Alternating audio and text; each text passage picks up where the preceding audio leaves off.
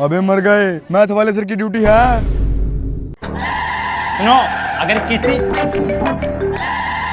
Cheating उधर ही रखो उसको। देखो दोस्तों, डरने से कुछ नहीं होगा, हमारा मरना तय है। फेल हुए तो घर वाले मार देंगे और नकल की तो ये टीचर। इससे अच्छा रिस्क लेके देखते हैं। क्या पता टीचर को पता ही नहीं चले। अच्छा,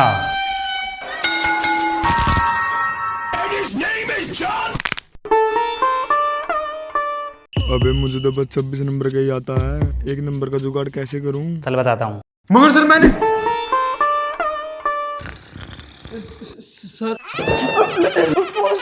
जल्दी आना।